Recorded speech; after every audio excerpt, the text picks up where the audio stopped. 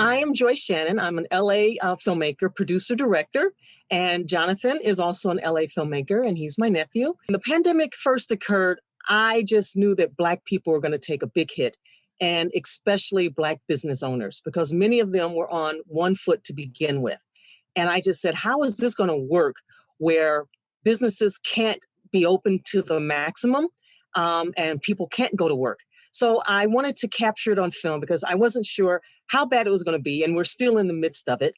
And I reached out to the filmmakers who are family members. I reached out to Jonathan, and then I reached out to, and he said yes, to his father, who's also a filmmaker, Charles Burnett, and he said yes. So we divided up segments, and we wanted to get Black people in all walks of life. So we had the Black family, we had millennials, that's the segment that Jonathan did. We had small Black business owners, I directed that segment. His father, Charles Burnett, directed Black Hollywood and their reaction or their involvement with COVID. We've done advocates, people in the medical sector. So we wanted a wide variety of people. But it shows the impact of COVID on Black people in Los Angeles, which really can apply to Black people anywhere in this country. The interviewees also spoke very, very passionately about why we're so vulnerable to begin with. And I think that's key, that the doctors put it in a medical perspective, the advocates put it in a racial perspective, the business owners put it in a financial perspective, to show that when something like COVID comes to our communities, why it's so devastating to us, because many of us were in a bad state prior. I think what it was like for me, it was very different because I think the first thing we were trying to figure out was how are we going to document everything. I think that was kind of the first step of figuring out. I mean, we knew who the people that we wanted to talk to when we were just figuring out the inner workings of COVID and social distancing and quarantine, and we wanted everyone to be safe, and we wanted to be safe ourselves. So we were just trying to figure out, hey, well, what are we going to do? Are we going to do like 6 feet apart and interview people, and then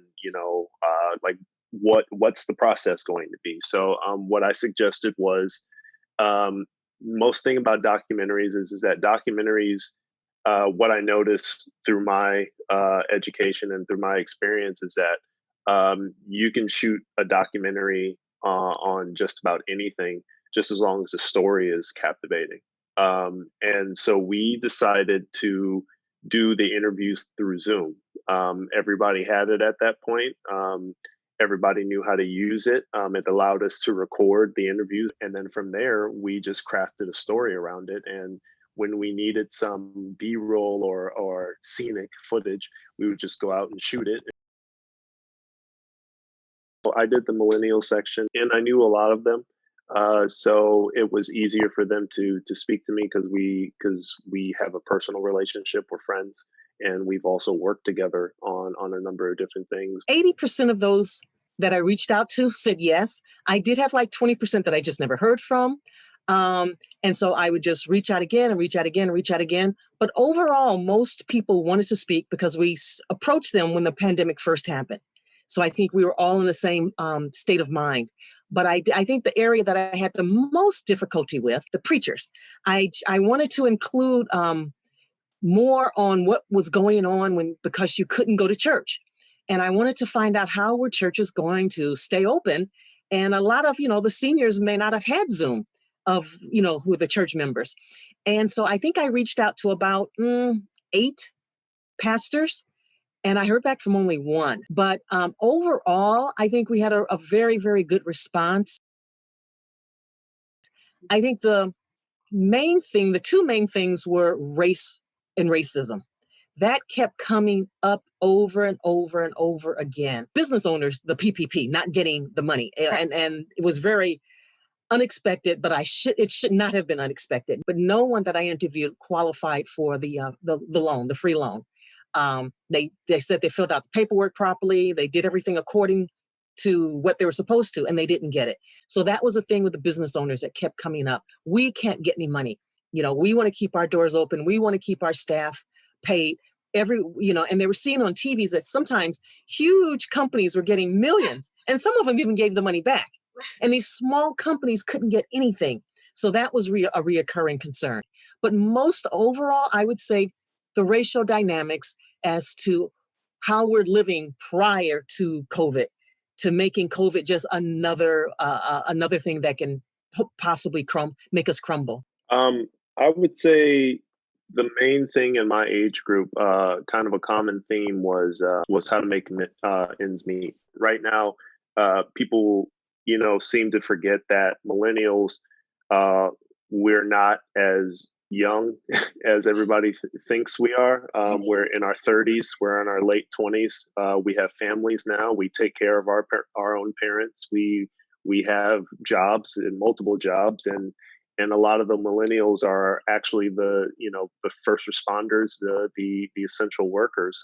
We had one of the millennial interviewees. She's a doctor, and she was fined financially, but she still had to think about what were the next steps. Like, if this was going to be going on longer than 2 years, longer than 3 years, what the next steps were going to be for her. My other two friends, one graduated with his master's. He's also a filmmaker, and he just graduated with his master's, but there's no jobs. Another one of my friends just got married before the pandemic happened, and he was in a mad rush. His family's from Nigeria, and he was in a mad rush to fly everyone out before everything shut down. So, I mean, there were a lot of concerns, within the millennial age group, but it all led back to finances and our futures, and what are our futures going to look like?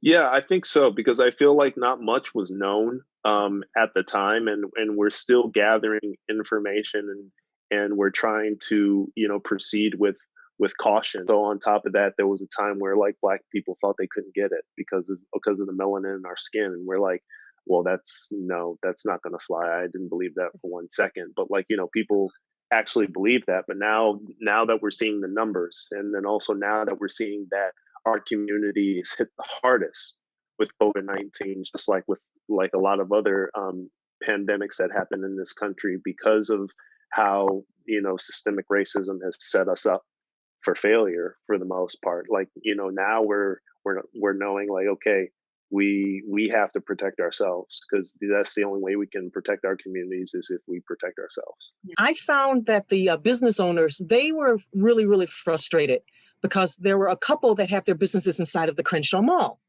And one business owner said when he got his business there a couple of years ago, the mall was fine. And he said he went there because, there's a lot of traffic. And he says Black people, like to go to malls. And so he was doing good. Well, and he was on the second or third floor. He was, yeah, that made it more complicated once the pandemic happened. So once the pandemic happened and the mall shut down, then he had to figure out, well, now what am I going to do? So then he took some of his inventory out and he started home delivery or, personal delivery type of things. Mm-hmm. Then the mall reopened again, but it opened only for 5 days. Then it shut down again. Then the mall reopened again. So he has been in a real dilemma with things going back and forth. Now we have another business owner. They're in the mall, but they're on the ground floor, on the first floor. And so they have, they can open the doors in the parking lot area. So they're not as bad. And so I think when the mall goes back and forth on whether it's going to be open or be closed, they can stay open because of where they're located. But those who are on the inside of the mall, on the upper floors, they don't have that option. When the mall closes, they have to really shut down. I think one thing that surprised me that I have to remind myself, especially during the pandemic, is that we're all going through it at the same time. That was something that I had to think about. There was this kind of, I guess you could say, calm or relief that I'm not the only millennial during this pandemic that's experiencing these things, that doesn't know where the next paycheck is coming. Like, and that also reminded me how grateful I am for having support. The one thing that really stuck out was the concern with gentrification, that when we lose our businesses and we can't pay our mortgage, or even our rent, how so many of the interviewees were concerned that in 10, 15, 20 years, Black LA may not be Black. And so I think that was one thing that really kept ringing home that this is not just a physical or health pandemic, it's also an economic pandemic. We were the finalists in the Sweden Film Festival, and we were finalists in the Prague monthly screening. That we have 2 original songs in the film. One is a hip hop song, and it's called "After the Lockdown," and it's written by Dorian Cohen and myself. And then the other one is "Built by God, Made by Strength." I believe that's it, and that's how we end the film with that song. It's a beautiful ballad. And both of them were produced by Automatic, Bruce Automatic Vanderveer and his wife, Ebony. So from Enrage Entertainment. The best way right now is to go to the website, www.afterthelockdownfilm, just regular FILM, .com. I would say necessary historical documentation. Powerful, painful, and positive.